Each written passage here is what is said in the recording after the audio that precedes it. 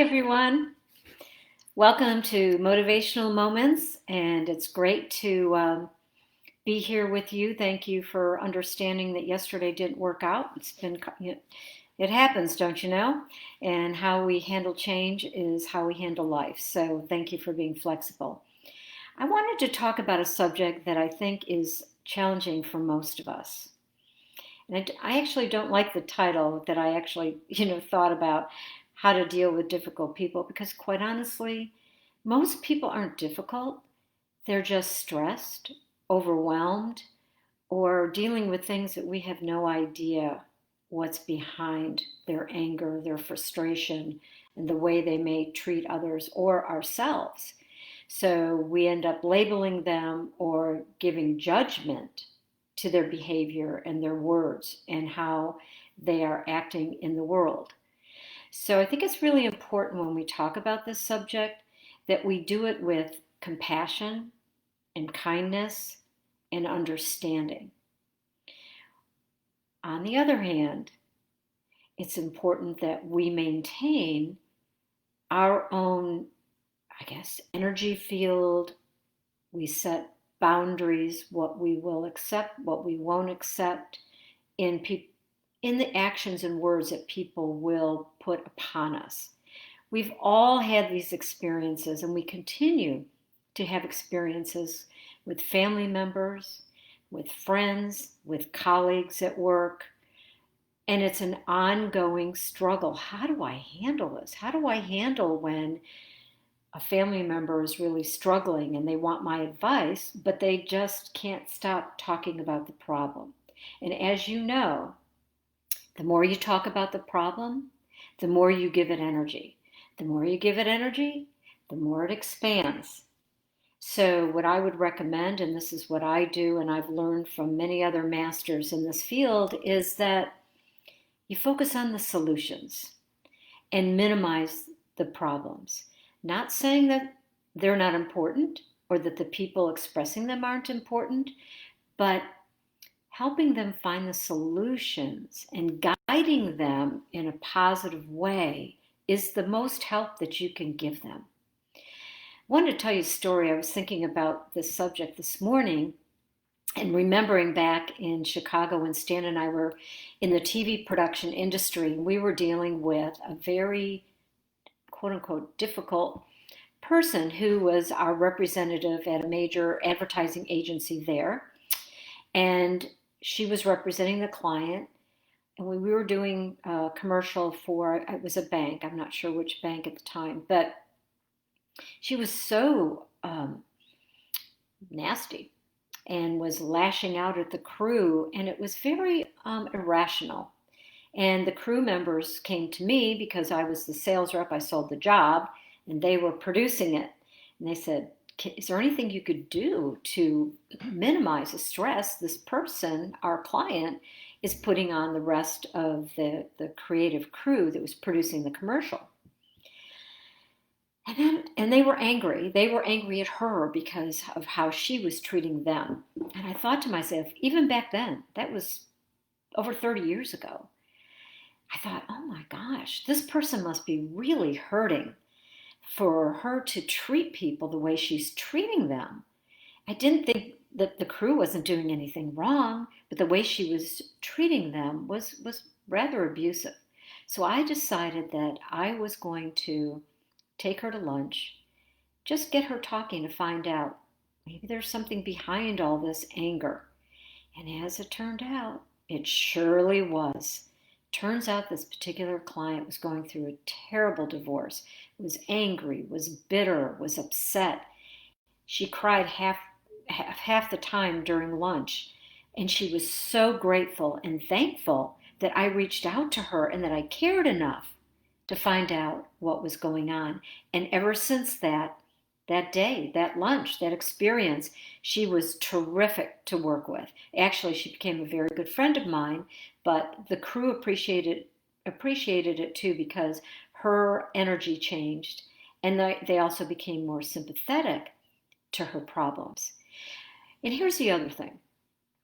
We talked about setting boundaries. That's number one. because you do have that control. You have control over your time and your energy.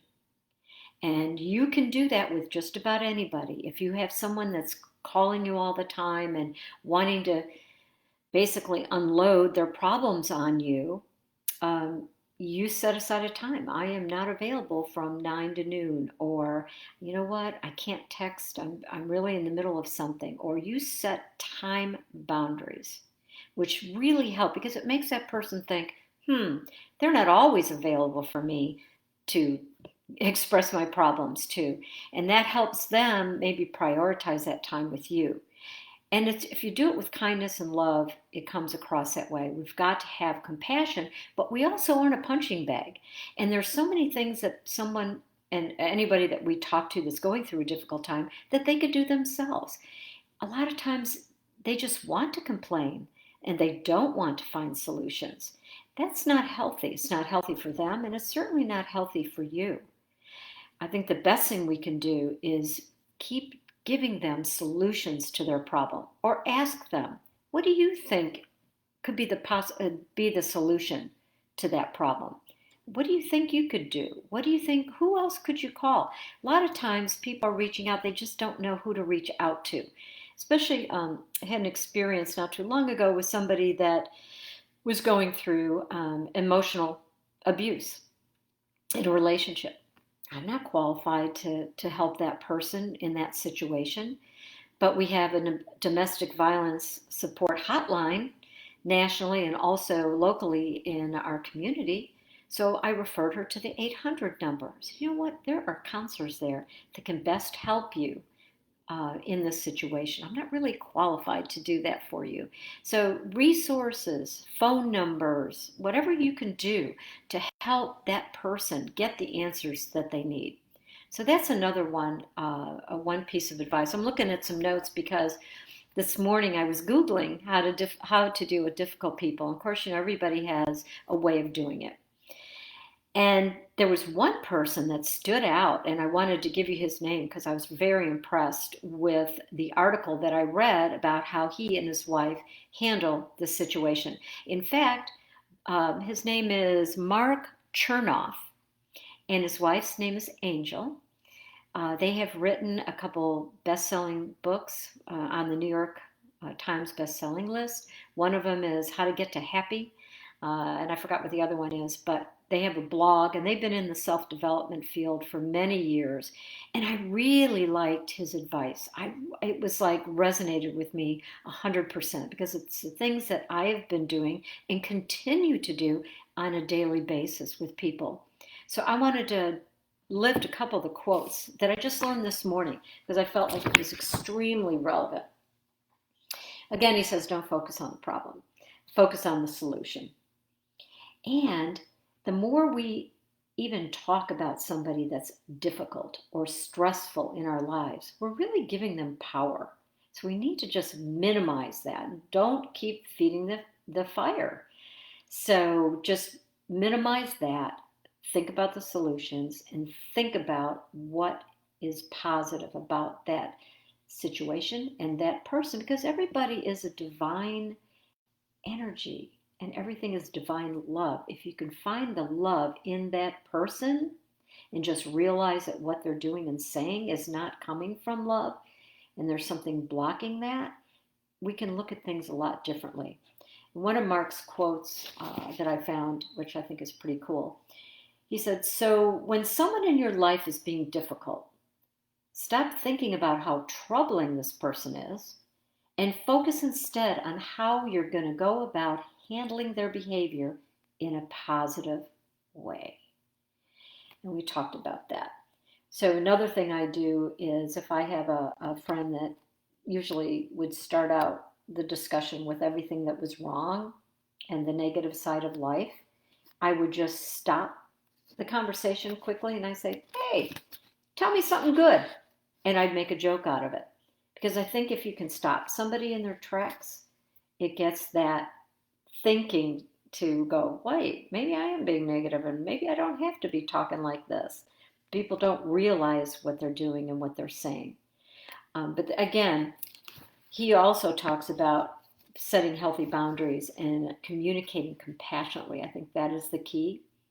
And here's a terrific quote. Mark says, "Do your best to be kind and compassionate, not because they're nice, but because you are." I think if you can take away one nugget from today, it's that. You be nice, because if you're nice, you're changing and diffusing that energy. It doesn't matter if they're nice back or not. It'd be nice if they were, but it doesn't always happen that way. So, setting boundaries, and he agrees with that, focusing on solutions instead of a person's problems and difficulties.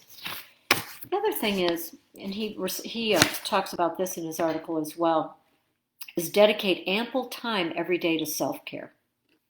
What can we do for ourselves to rebuild that energy, especially when we're dealing with a negative situation or a negative person or in that kind of energy? I think it's so important, as you know, to get exercise, meditate, take naps, eat well, drink lots of water, and most importantly, stop that chatter in our minds. Because when we're in a situation where we're helping somebody that appears to be difficult or negative, and we may just take that energy on and beat ourselves up saying, gosh, am I doing enough to help that person? Or what am I doing wrong?